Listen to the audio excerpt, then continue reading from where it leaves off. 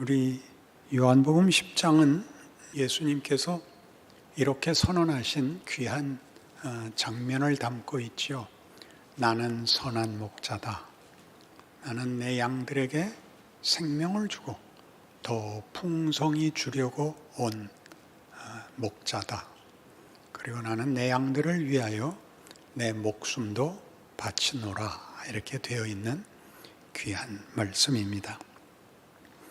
그런데 오늘 이 지금까지 얘기한 전반부와 달리 후반부에는 오늘의 본문에 해당하는 데서는 예수님을 대적하는 무리들이 이제 예수님을 죽이려고까지 하는 장면을 만납니다. 당시에 유대 사회의 종교적, 사회적 지도자들은 예수를 싫어했는데 그 이유는 자기들이 지도자로서 가지고 있었던 어떤 권위와 또는 가르침에 대하여 예수님이 대단히 심하게 지적하고 반대하고 나오고 다른 그동안 그들이 제시하지 못했던 진리와 생명과 구원에 대하여 하나님의 뜻을 설파했기 때문에 그랬습니다. 그래서 이 반대하는 이 유대인들을 향하여 25절에 보면 예수께서 대답하시되 내가 너희에게 말하였을 때 믿지 아니하는도다. 내가 내 아버지 이름으로 행하는 일들이 나를 증거하는 것이거늘 너희가 내 양이 아니므로 믿지 아니하는도다. 내 양은 내 음성을 들으며 나는 그들을 알며 그들은 나를 따르느니라. 이렇게 얘기함으로써 말하자면 정죄하는 셈입니다. 너희는 내 양이 아니다. 그래서 나를 믿지 못한다. 너희는 나를 믿지 아니하므로 나를 따르지 않는다. 그런 얘기가 됐습니다.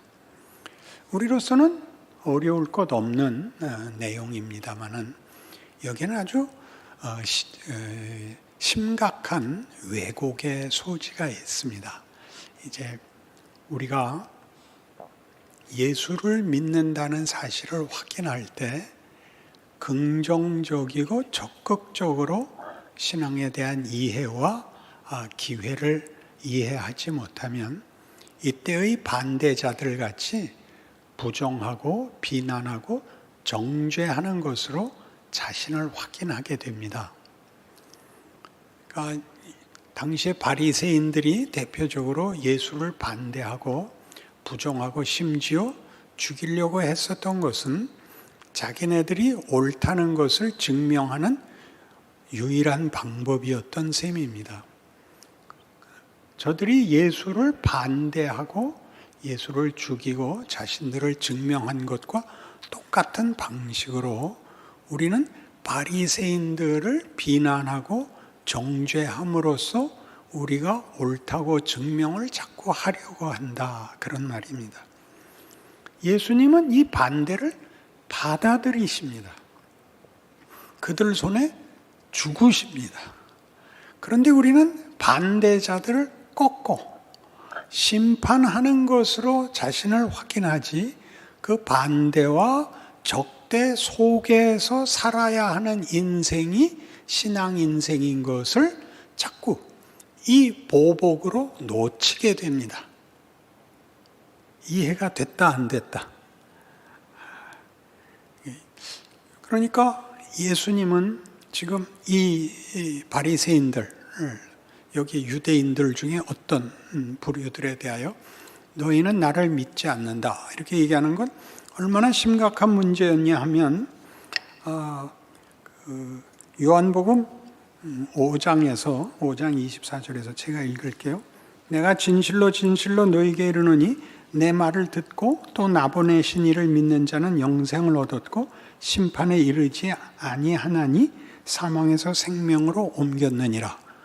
8장 24절에서는 그러므로 내가 너희에게 말하기를 너희가 너희 죄 가운데서 죽으리라 하였노라.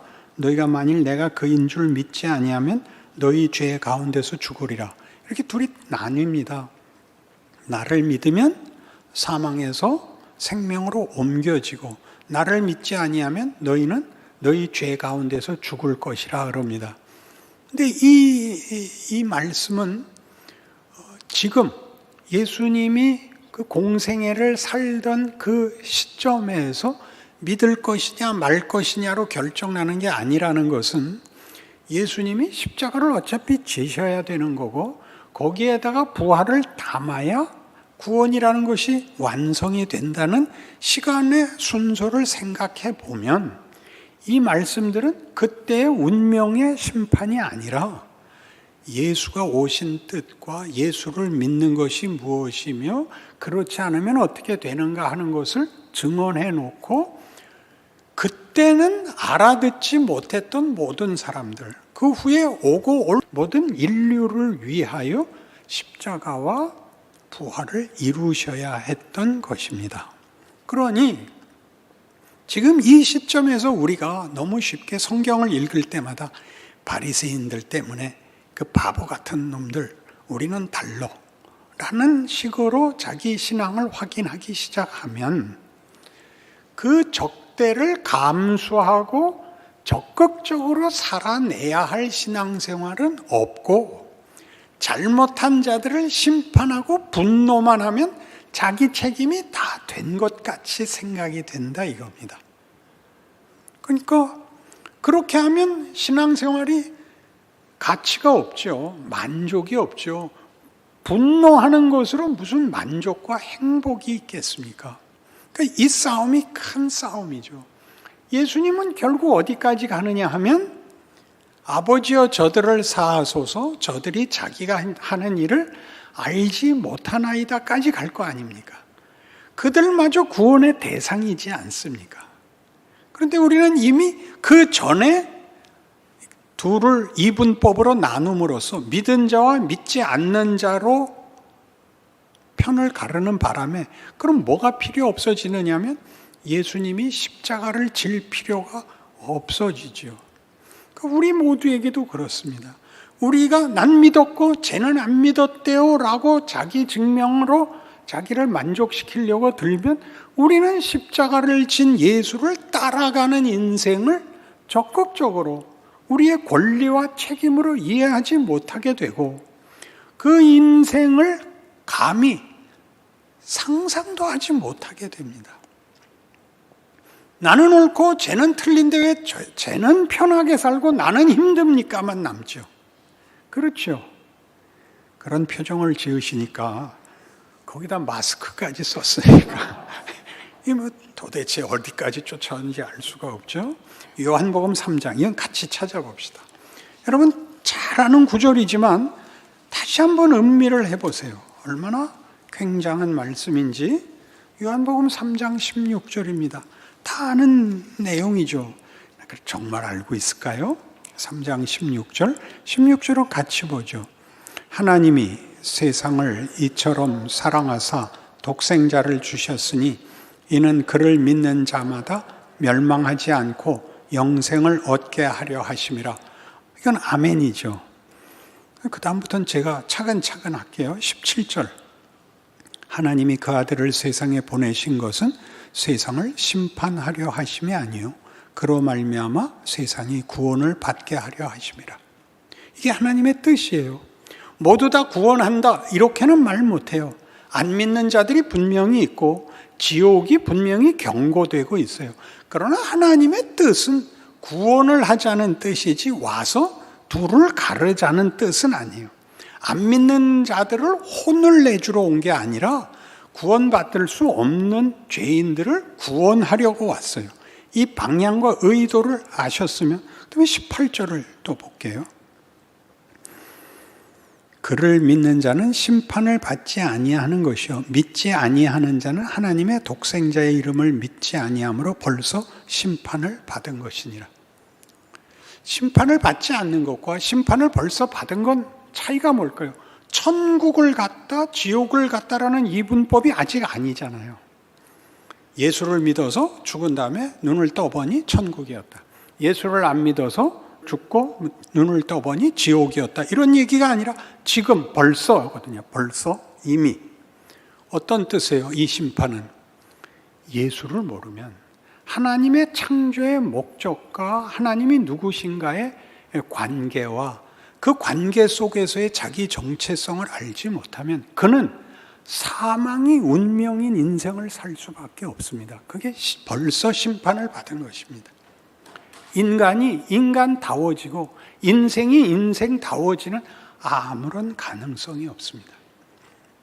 그러니까 이 문제의 가장 심각한 인류 역사에 증거된 가장 중요한 사상이 자연주의입니다.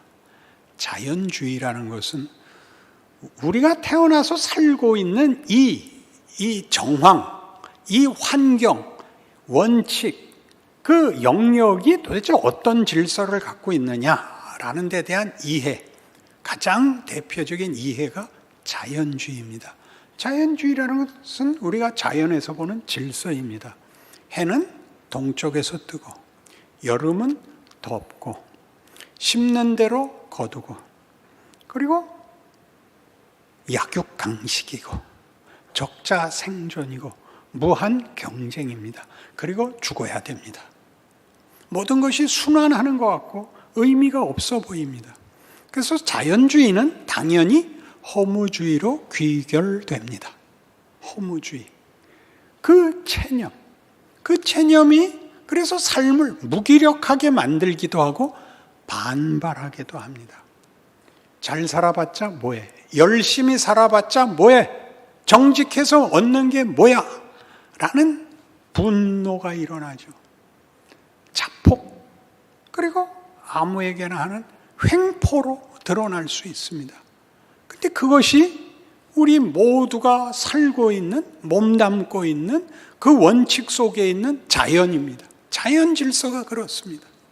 구원이란 이 질서가 사망으로 끝나는 것을 막고 거기에 영생을 담겠다 하는 것이 구원입니다. 그러나 세상에서는 메시아를 알지 못하면 사망에서 생명으로 갈 수가 없으니까 반발만 남죠. 어떤 반발? 실존주의적 반발. 죽음으로 끝나는 것을 뒤집을 수 없다는 것을 인정하고 살아생전에 책임 있게 살겠다. 내 인생은 내가 책임지겠다. 그래서 유행했던 말 기억나나요? 내가 결정한 것이기 때문에 나는 후회 안 해. 이런 말들이 한동안 매우 잘난 대사로 헐리우드 영화에 등장했습니다. 내 마음의 소리를 들어. 또 그 유명한 마이 웨이가 있죠. 나는 그걸 내 식으로 했어. I did it my way. 굉장히 좋아하는 노래죠. 마피아 주제가입니다. 상대방이 말을 안 들어 거절할 수 없는 방법을 제시해, 거절할 수 없는 조건을 제시해. 그게 뭔데요? 총구를 들이대는 겁니다. 어떡할래? 거절을 할 수가 없죠. 그러나 이 실존주의가 허무주의에 반발한 것은 인간의 어떤 고상함, 기품을 나타내는 증거였을 것입니다. 그러나 답은 역시 없었습니다.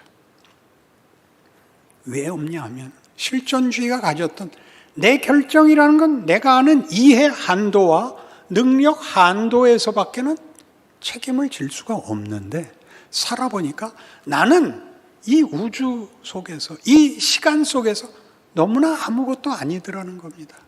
내가 분노해봤자, 내가 잘해봤자 세상이 변하거나 누가 보상을 해주지 않더라. 이게 실존주의에서 심각한 딜레마가 되고 맙니다. 그래서 어떻게 되나요? 원망만 남죠. 둘 다 우리를 분노하는 결과를 초래합니다. 이것이 우리한테는 자연스러운 심성입니다. 그리고 예수를 믿었는데 뜻밖의 결론은 영생인데 현실에서 보상을 못 받기는 똑같습니다. 그래서 우리도 분노합니다. 우리도 분노해서 그 분노를 어떻게 하냐면 아무데나 폭력을 쓰는 분노가 아니라 안 믿는 것들을 저주하는 거죠. 이번 코로나 사건도 저 신천지 망한 거 봐. 이렇게 가는 것은 그리 잘난 선언이 아닙니다. 그건 어차피 지금 심판을 받든 나중에 심판을 받든 우린 그건 관심이 없습니다. 그게 문제가 아니라 교회가 신자들이 어떤 인생을 살아야 하는지를 심각하게 생각해야 되는 것입니다. 이런 누구의 책임도 아닌, 누구의 잘못도 아닌, 그러나 아무도 답을 낼 수 없는 이런 위기와 공포 속에서 예수를 믿는다는 것 무슨 뜻이야? 어떤 일을 할 수 있어? 우리가 할 수 있는 건 뭐야? 라고 해야죠. 정치, 경제, 사회에다 대고 답을 내라 그러시면 안 되죠. 교회가 답을 내야죠. 교회가. 우리가 그 답을 추구해야죠. 최소한. 어떻게 사는 거야? 우린 이 잘난 소리 많이 했잖아요. 우리 옛날에 다 핍박받을 때 순교했어. 그거는 왜 하죠? 죽었으니까. 변경될 수 없으니까. 부러워하죠.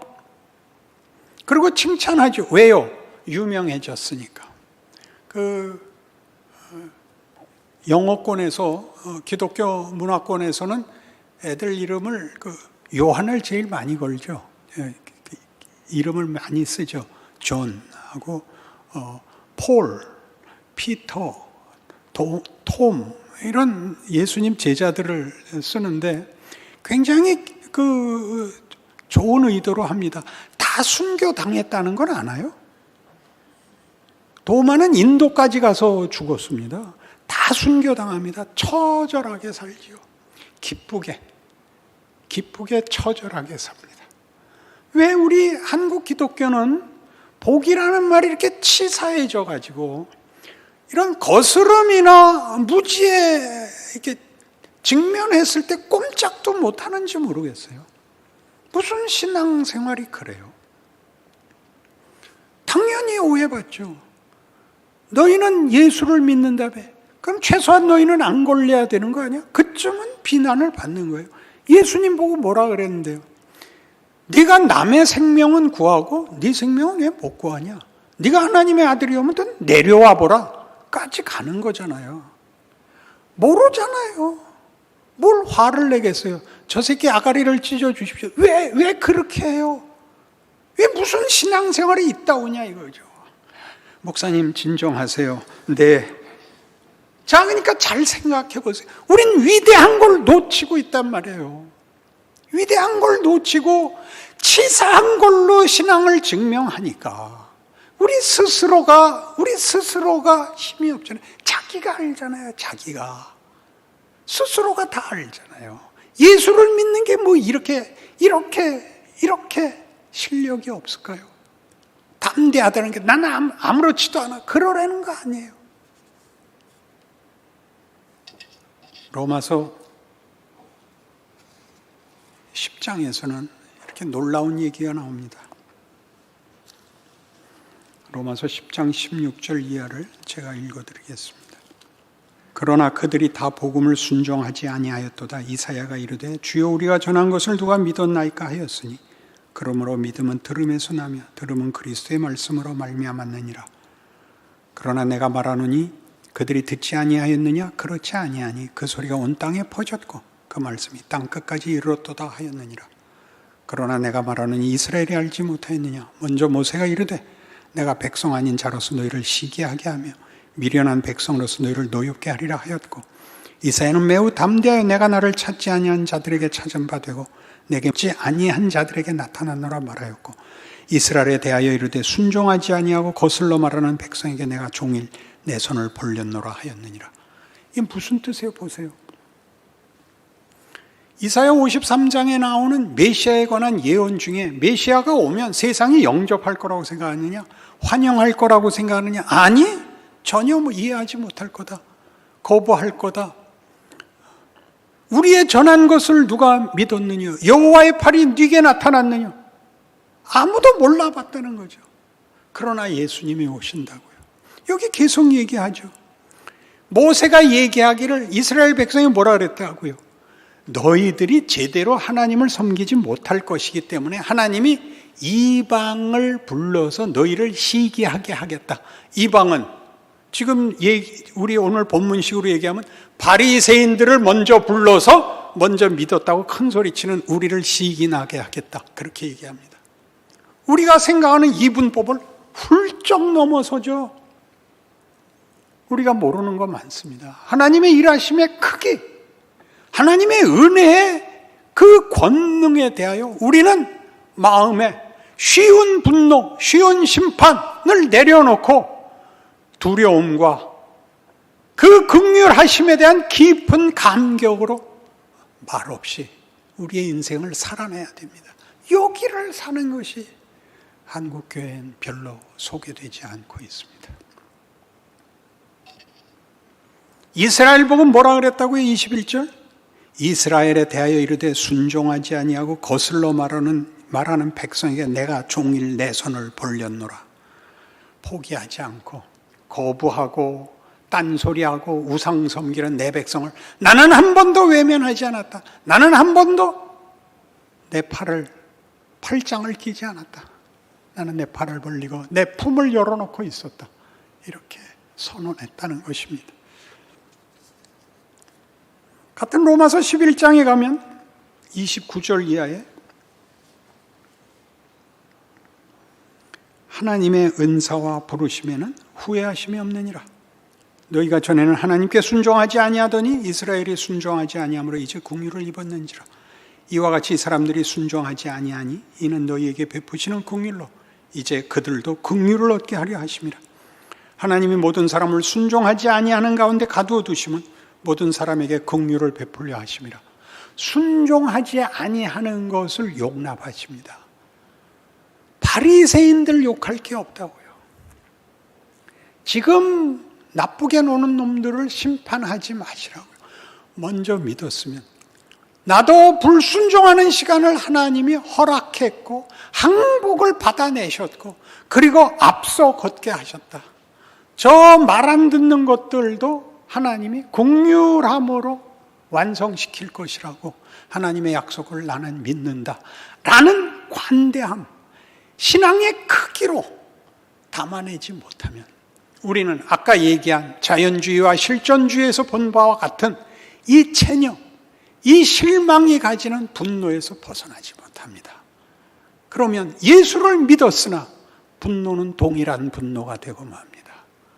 누가 잘 되는 꼴을 볼 수가 없고 내가 힘든 거를 이해할 수가 없어서 우리는 예수를 믿는 것이 늘 억울할 수밖에 없습니다. 억울한 것이 하나의 과정이 되는 건 상관이 없지만 그 다음으로 못 넘어가는 거는 목사가 야단을 쳐야 되는 겁니다. 그렇죠? 그게 정당한 부모 아닌가요? 그게 진짜 선생님 아닌가요? 거기서 붙잡혀서 하소연하지 말고 나와 더 가보자고 그렇게 얘기해야죠. 그래서 뭐라 그래요? 깊도다 하나님의 지혜와 지식의 풍성함이요 그의 판단은 헤아리지 못할 것이며 그의 길은 찾지 못할 것이로다. 누가 주의 마음을 알았느냐? 누가 그의 모사가 되었느냐? 누가 주께 먼저 드려서 갚으심을 받겠느냐? 이는 만물이 주에게서 나오고 주로 말미암고 주에게로 돌아감이라. 그에게 영광이 세세에 있을지어다. 아멘. 하나님 하시는 일 너무 커서 내가 다 이해하지 못합니다.